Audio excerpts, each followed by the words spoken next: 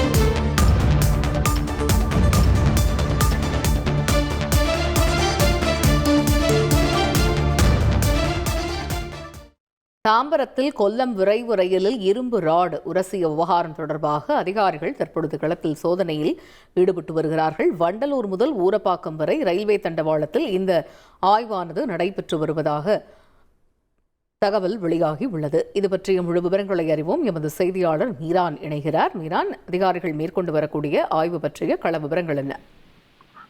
வணக்கம். சென்னை புறநகர் பகுதியான வண்டலூர் முதல் ஊரப்பாக்கம் வரை ரயில்வே தண்டவாள பகுதியில் தண்டவாள பராமரிப்பு பணிகளானது கடந்த சில நாட்களாக நடைபெற்று வருகிறது. நேற்றும் வழக்கம் போல ஏராளமான ரயில்வே பணியாளர்கள் அந்த பகுதியில் தண்டவாளத்தை பராமரிக்கும் பணியில் ஈடுபட்டிருக்கிறார்கள்.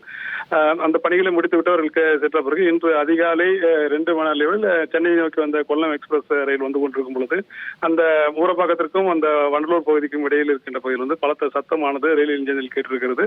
அந்த ரயில் சக்கரங்களில் சத்தம் வந்த உடனே ரயில் டிரைவர் உடனடியாக அந்த பகுதியில் ரயிலை நிறுத்தி உடனடியாக ரயில்வே பாதுகாப்பு படையினருக்கு தகவல் கொடுத்து அந்த பகுதியில் சோதனை நடத்தினார்கள். ரயில்வே பாதுகாப்பு படையினர் மற்றும் ரயில்வே ஊழியர்கள் சம்பவ இடத்திற்கு சென்று பார்த்தபோது இரும்பு ராடு ஒன்று அந்த சக்கரங்களில் சிக்கி சத்தம் ஏற்பட்டது தெரிய வந்தது. இந்த தண்டவாள பராமரிப்பு பணிகளுக்காக இந்த கனெக்டிங் ராட் என்று சொல்கின்ற அந்த இரும்பு ராடுகளை வைத்து பணியாளர்கள் வேலை பார்த்திருக்கிறார்கள்.